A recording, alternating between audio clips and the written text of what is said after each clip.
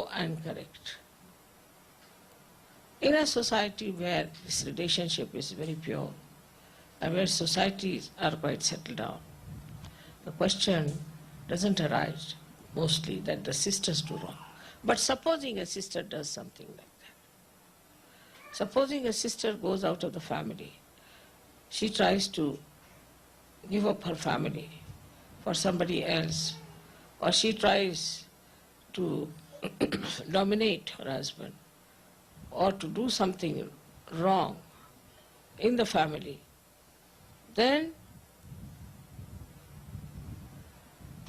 the brother will go and tell her off what he thinks of her and will try to correct her. So this right to correct between brother and sister does exist, not because it is some sort of an outward thing, but innately from within ourselves. This is the Ganesha principle which acts on Vishuddhi Chakra, where whatever communications we have a sister's relationship and a mother's relationship. Krishna also had a foster mother, as you know, and the relationship with him was exactly like her own son. So if you call somebody as a mother, it has to be absolutely pure relationships. So there are three types of relationships with the women. One is that of a mother, another of a sister or a daughter, and another is of a wife. Daughter cannot correct the father. Daughter has no right to correct the father, and she will not correct the father. On the contrary, even if he does wrong, she supports him. She stand by him always. She will even go against the mother to support father. It's nature, it's natural. But the son will correct the father if he is doing something against the mother. It's a natural thing. It's a male force supporting the female's force or the female force correcting the male force in such a manner that the society is kept clean and there is proper growth. Only among barbaric people, according to Shastras, only the Rakshasas indulge into such impure relationships all the time. Because there is no purity in the society, it crawls up into our mind, and mentally we accept these things as norms. Otherwise, there is no need to look at every woman with lust and greed, at every man with some lust. This abandonment has basically started when, like Freud has said it also, when the relationship with the mother, relationship with the father, the relationship with the brother and sisters are basically spoiled in childhood due to the atmosphere, due to so many things, whatever it is. And once it is ruined, this principle of Ganesha is ruined on your Vishuddhi Chakra, it's very, very difficult in Sahaja Yoga to keep such people going on. Now we have had problems in ashrams of this kind, which you know of, that they are living in the ashram and misbehaving. There are married women also, we had experience of this. I mean, it was such a horrifying thing, having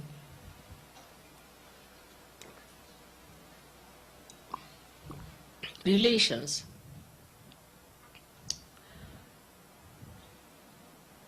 in the most impure manner.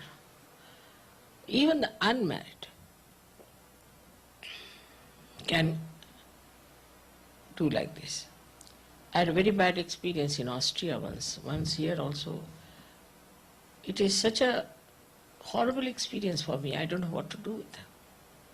Because I know they are Sajogis, they are seekers. But this kind of weakness we cannot have in collectivity. It is like one really a bad apple which will ruin all of them. So even a one example like that cannot be tolerated, not that because it is so very venomous, but because this kind of relationship will ruin our collectivity.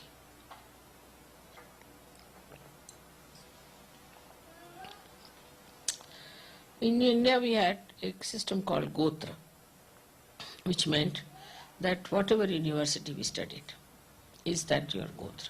For example, my forefathers, all of them studied in one university which was started by Shandilya Muni. So they all went to his ashram in different places and did this, what you can say, his studies and all those things together. But in one Gotra, you cannot marry. Now so many years have passed. Because we belong to Shandilya Gotra, we cannot marry anyone in that Gotra. So to that extent it is. And when to that extent it comes in our mind, we don't think the other way around. And it doesn't come into our minds like that. Now we have societies like Islam, Muslim societies also. In the Muslim society, because of Parda system, they are always suspicious. And they can never trust that a woman is having a good relation with brothers or not, because they have no Gotra system at all. They are so suspicious because there is no freedom to talk. And I have seen in India, where also we can see that is quite a pure relationship idea between the Muslims. But Muslims have this problem. The women are suspicious, men are suspicious, and everything is done secretly and in a funny manner. So another thing should be that we should be absolutely free in an ashram. But there should not be a particular interest in one person. If somebody gets a particular interest in one person, then it is wrong. But in general, we should be free as brothers and sisters. And we should be very free. Then suspicion should not come in at that time. Suspicion can only come in when one person is interested only in one person. And that is the time we have to correct. Very important. Because it's all right. Supposing somebody is a leader, you are looking after the leader, is all right. If somebody is your Rakhi brother, is all right. You are looking after Rakhi brother. But if you go beyond a certain limit, then you better correct yourself. That's wrong. And then if you really want to deceive yourself and say, no, nothing is wrong, then know that this is not the way. You have come to Sahaja Yoga, giving up all these nonsensical things to ascend. And now there's again crawling up upon you. So the relationship should be of the same type with everyone.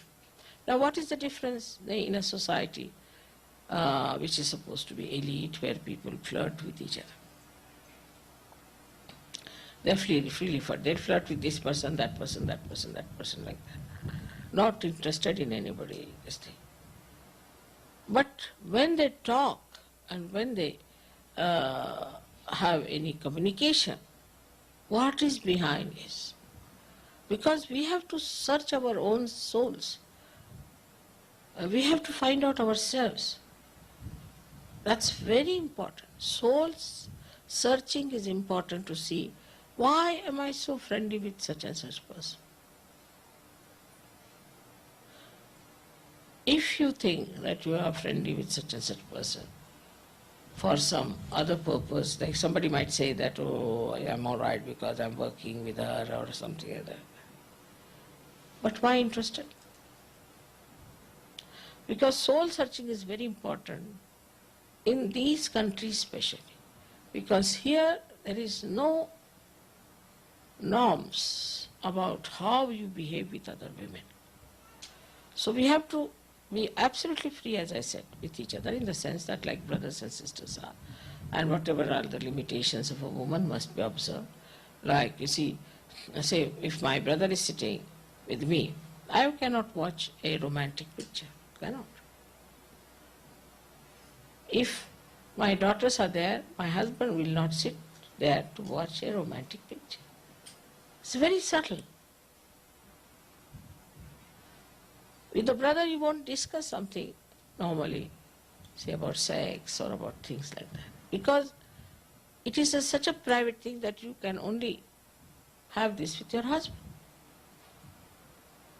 So if he's a brother and if you find it trying to attract the person in a way that you should not, then you have to place yourself against yourself and see for yourself why you are doing it. It's such a frivolous nonsense thing. It's a joyless pursuit. So why should I do it? Once you understand the importance that Sahaja Yoga, you can only achieve your ascent through purity. There's no other way out. Anything which is hanging on to you will keep you down. And whatever you go, start dropping it out, whether it is ego, superego, anything. But the highest of all is the purity of your mind as far as the sex is concerned. I will give it the highest priority. That's what we call as innocence. That's the only thing that will take you ahead. And so we all should try to search our souls. Now there are men and women who doubt each other all the time. I go on doubting each other. But it is another joyless pursuit. We have to watch ourselves and not others. By doubting others, we ruin our lives and the lives of others. But it's the duty of the wife and the husband to correct each other if they find anything wrong in that relationship. Now this discrimination has to be there. Mostly I've seen that if they are crazy people, they'll go on doubting everyone. It's a kind of a position. If they are doubting their wife, they'll go on after her life. If they are doubting about the husband, they'll go on after. This again spoils your collectivity. Such people cannot be collective and cannot be such. And I would say such people should be thrown out of Sahaja, or else they should be separated. Because this is a very subtle type of an aggression can take place, or a subtle type of a torture can take place, and a very bad type of relationships can develop between the Sahajogis. I've seen one case in Australia which was very, very serious for me. There was an Indian girl and she got after her husband about these things. And so many people she hurt. And so many people left Sahaja Yoga. And nobody could discover why they are leaving. Because she used to do very subtly.